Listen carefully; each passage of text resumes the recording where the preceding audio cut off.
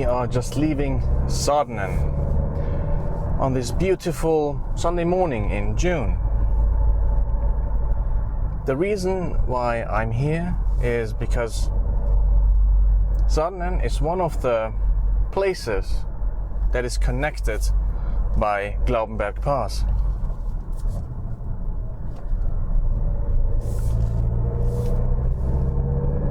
As you might know, we have a lot of mountains, we have nice roads, and I thought it's time to make use of them. I like driving these roads, and while I do enjoy making the usual review videos, I am missing the driving part a bit. It's a bit too much about the theoretical aspects of the cars, too much about the videos themselves, and too little about driving, which is a shame when the channel is called Driving Distilled.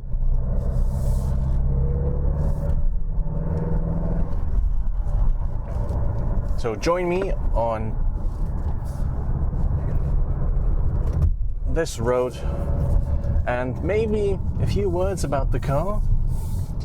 It is a Mazda CX-5, yes, a family crossover. And it's a diesel. It's the first diesel on our channel, in fact. Apparently it's Mazda that gets to pop that particular cherry. But it's a manual, so maybe it can redeem a few fun points.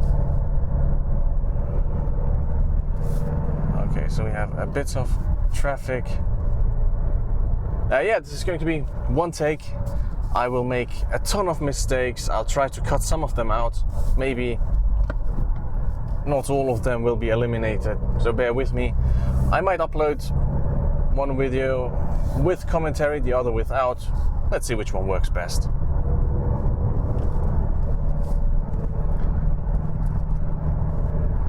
So we have got 184 horsepower, which is not a lot, but we have got 445 newton meters of torque, ready from 2000 RPM, so it is something.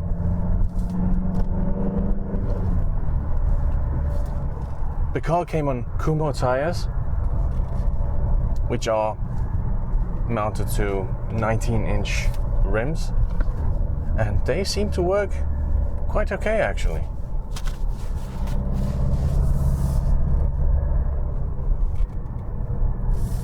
In fact, it seems that the CX-5, or this CX-5, is a bit stiffer than the Mazda 6 that we had a few weeks ago. That one was super soft in the suspension department. This one seems to be, a bit stiffer.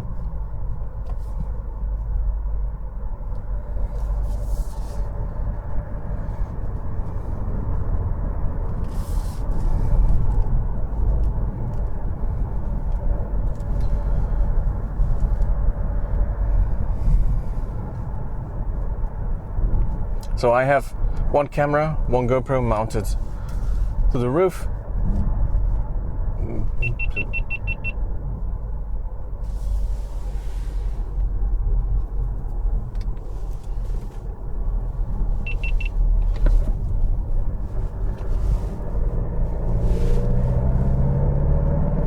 I have one camera mounted to the roof.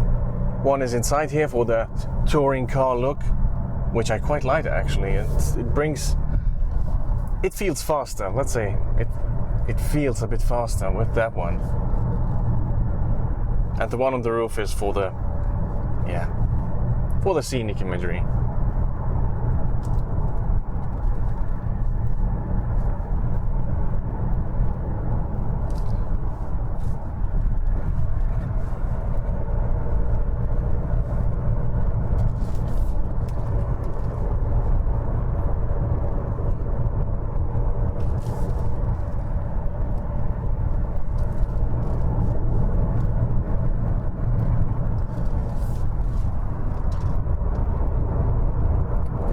this tire is not as vocal as the Bridgestone that is on the Golf.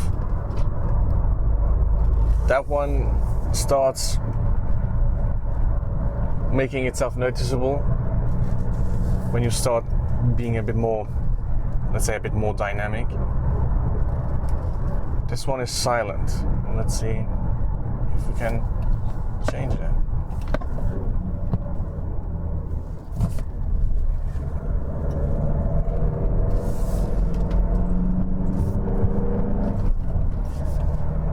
The gear shift is Mazda typically quite good.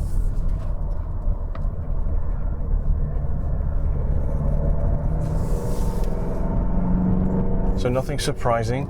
It's similar to the one in the Mazda 3.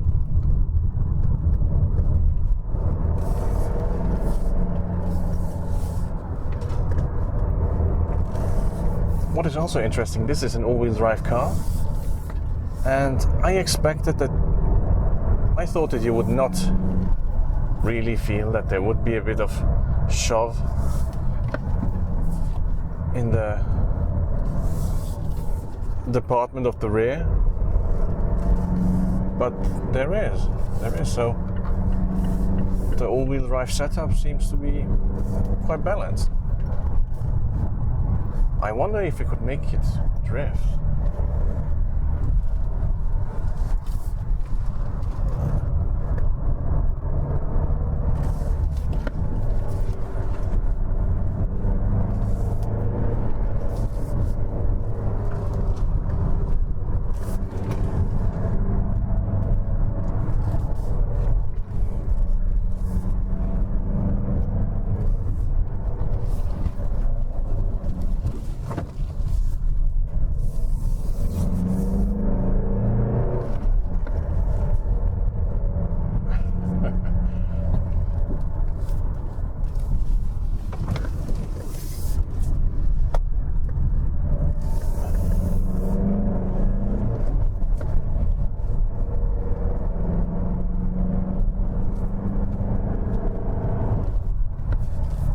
There is a bit of induction noise.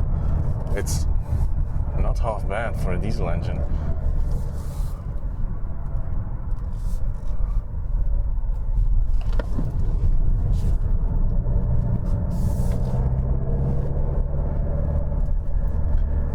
Seems to run silky smooth.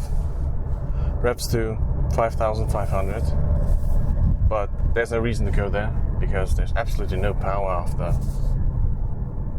maybe 3,500 RPM. So unsurprisingly, the torque is very low, and that's where you want to keep the revs, because otherwise there's nothing.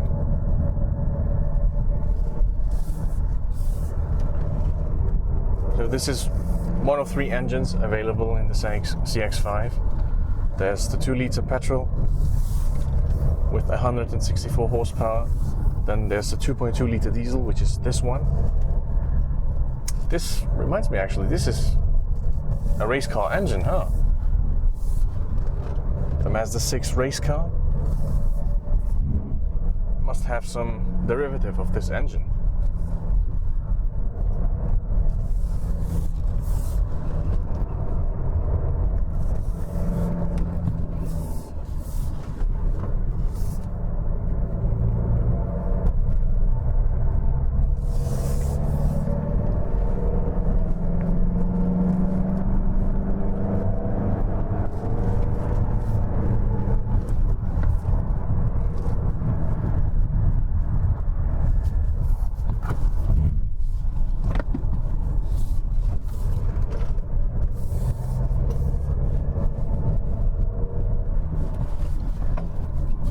So the special challenge with a diesel engine is, in which gear do you keep the engine to get the best exit?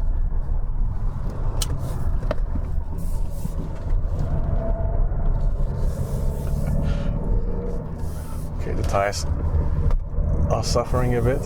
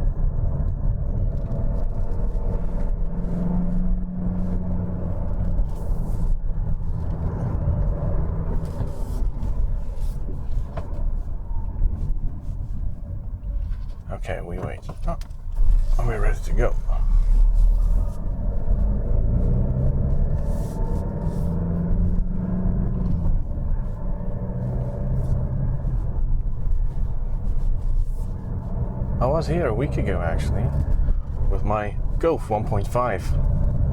DSG gearbox, petrol engine, was surprisingly fun.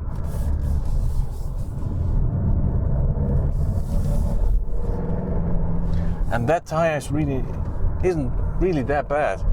It's a Bridgestone Turanza, and yeah, you hear how hard it's working, and it's easy to work out whether you should apply a bit more throttle or if it's about to give up.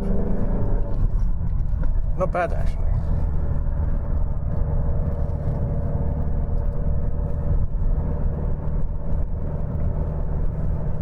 So if I'm not mistaken, we should be near the top somewhere.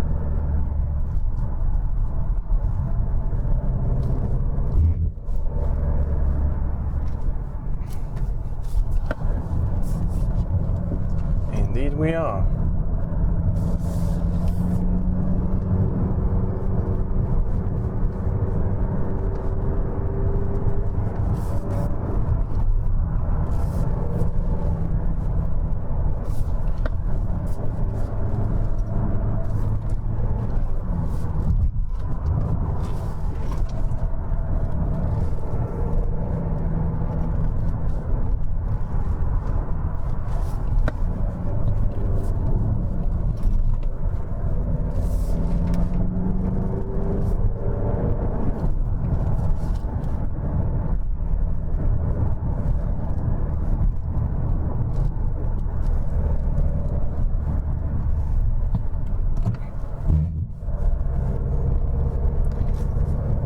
What about the steering?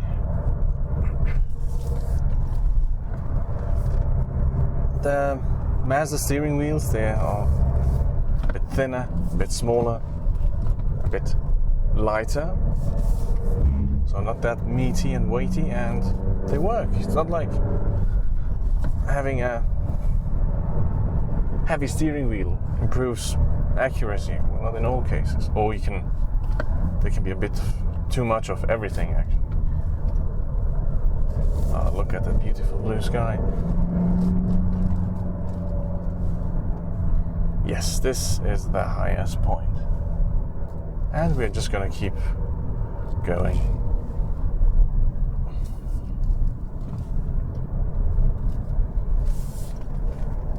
Let's see how much fun a diesel car is going downhill.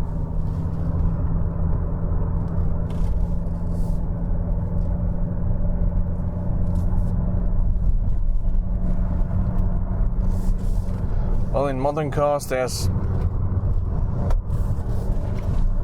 almost no engine braking, so it's not that fun, or not as fun as it could be.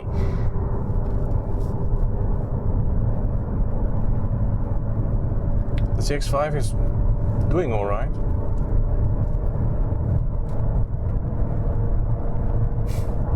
Maybe it's in the nature of diesel engines.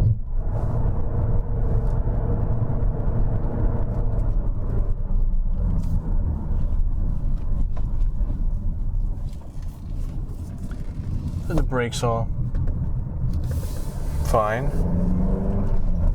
The brake pedal feels all right.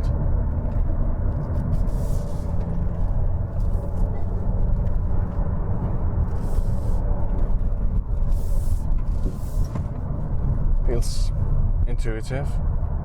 I mean, the brakes.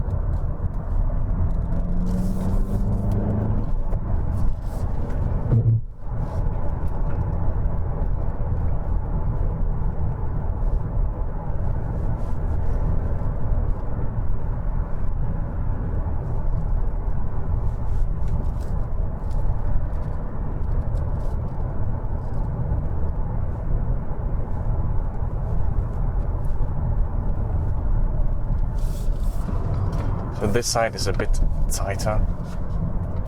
I remember it from my army days.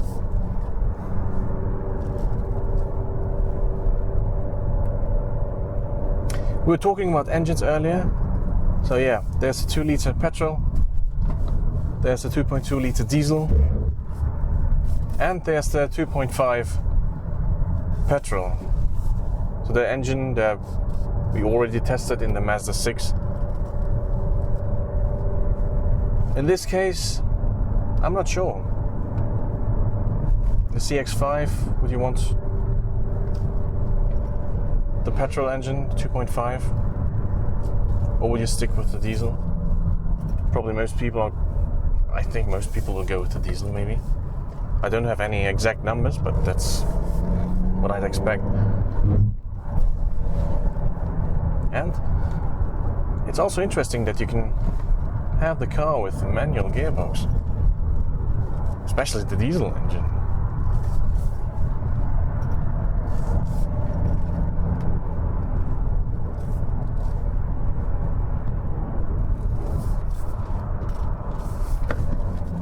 But there's no manual gearbox with the 2.5.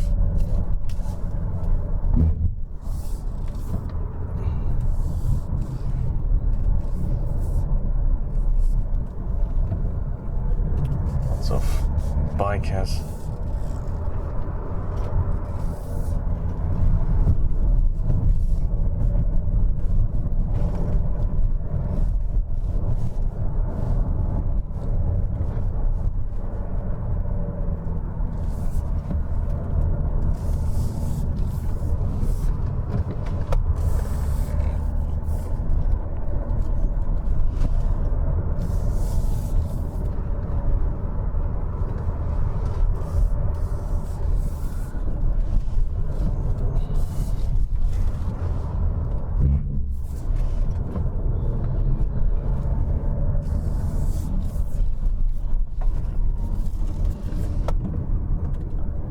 A few weeks ago, I was at a BMW event where they revealed the M3 Touring.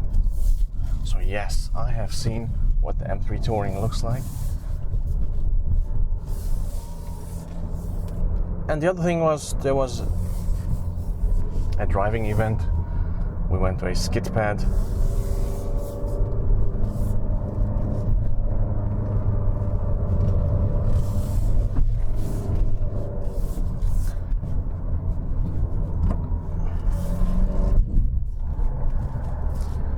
And they had all sorts of M cars there. So the M3, the M4, the M8, the M5, and the X ones. And yes, they were handling very well. But that comes at a price. The ride is so harsh. I'm not sure it's fun anymore. So yeah, you can make a 2-ton car handle well, or a high-riding 2-ton car. But you're gonna pay dearly.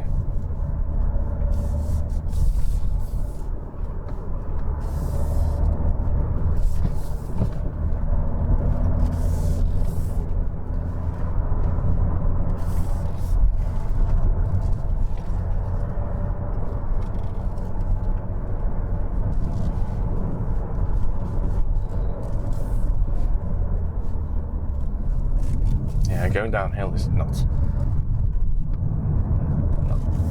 that one, not as much fun.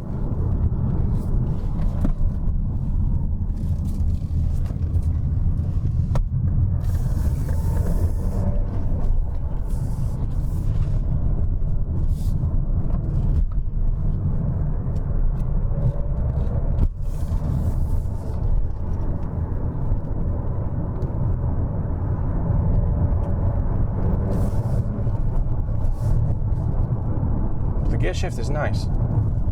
Gear shift is really nice. This is fun.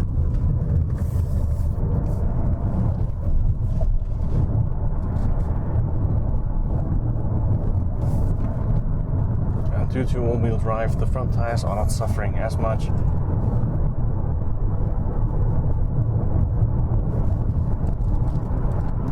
But you do wish that the center of gravity was a bit lower.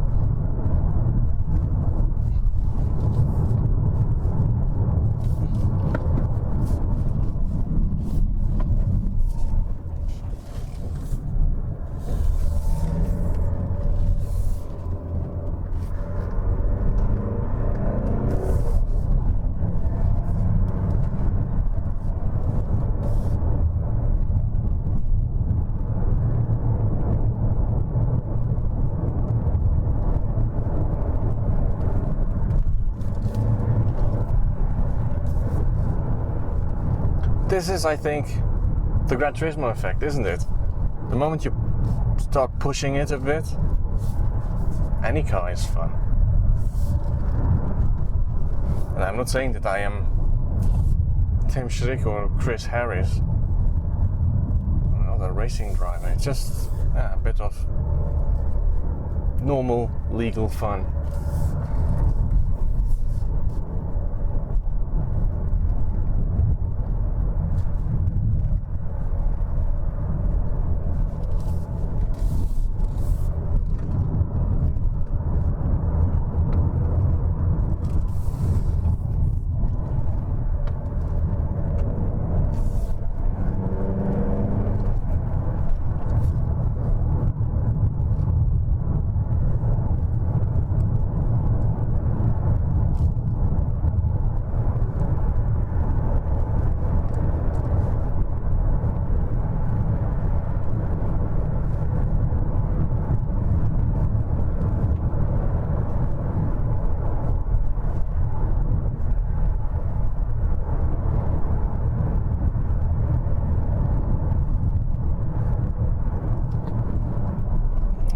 That one is a bit wider.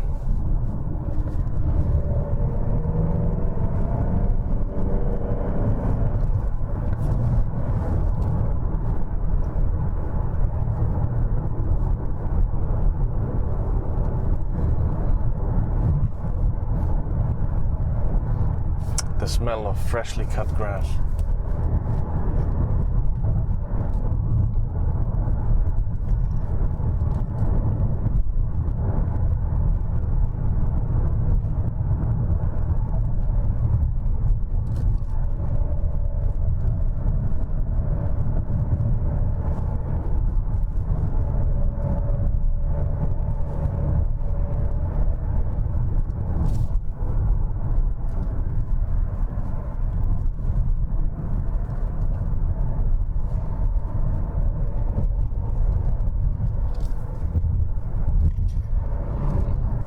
Nothing, only a few things are scarier than a biker leaning in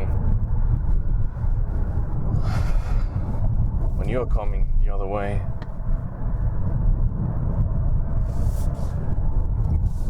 Keeps the adrenaline up.